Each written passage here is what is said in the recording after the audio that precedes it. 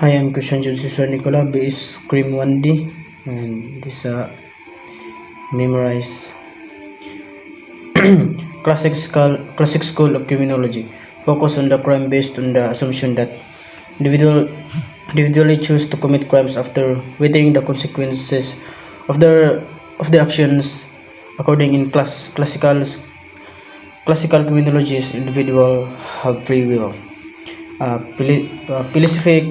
Philosophic calculus, or the pleasure and pain principle, is a theory that proposes that individuals calculate the consequences of his action by weighting the pleasure, gain, and pain suffering he would defraud from doing the action.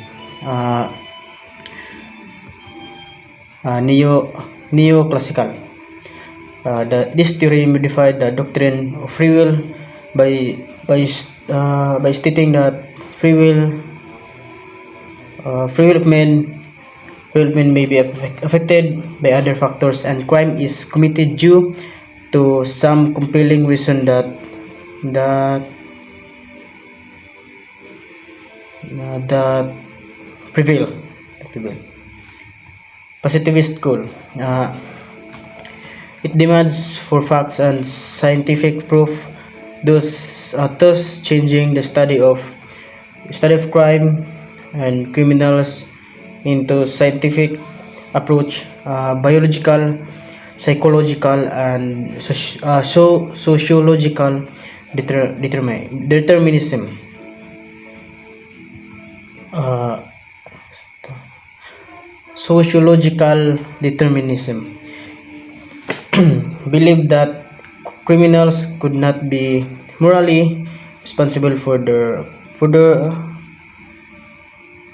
crimes because they did not choose to commit crimes, but rather were driven to commit them them by conditions in their lives.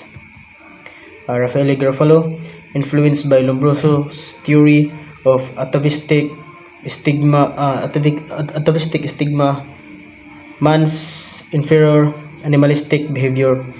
He traced the roots of criminal behavior not to physical features, but to their psychological equivalents, which called moral moral anomalies. Uh, Chicago School focused on the function of social institutions such as social family, and how their breakdowns influence deviant and antisocial behavior. French School, it emphasized the interaction between social and psychological psychological factors, the importance the biological and physical factors in crime equation. It posited that crime was socially defined, and that is socially determined. Uh, number Gabriel Tarde, he was a French lawyer, sociologist. He emphasized that social factors were sufficient to explain why crimes varied within each society.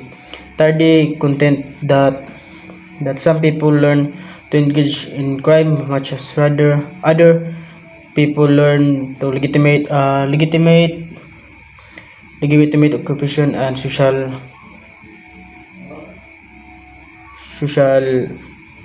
customs. Uh, Theories of imitation. This meant that people imitate the others within whom they have frequent contact essentially the same way people copy and come to prefer different types of clothing.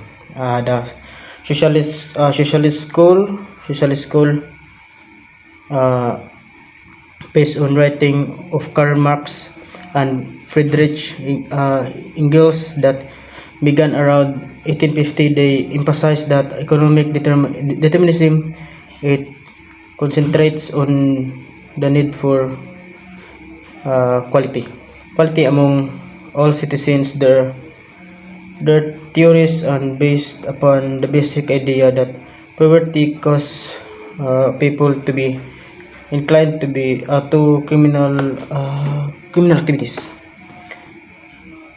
Chicago School. Chicago School. This school viewed crime as a necessary expression to social condition. Social condition. A social condition. One of these alternative ways was associated with looking for geographical patterns in criminal behavior. Retribution certainly includes elements of deterrence, incapacitation, and rehabilitation, but it also ensures the guilty will be punished, that the innocent protect the innocent protect, and will societal balance restored after being disrupted by crime. Retribution thus only appropriate moral for punishment. Deterrence. Uh, Deterrence. Many believe if offenders see that crimes are punished severely, then it should put them off from committing crimes. It should also other in society that crimes are punished, and it should also deter them from committing similar crimes.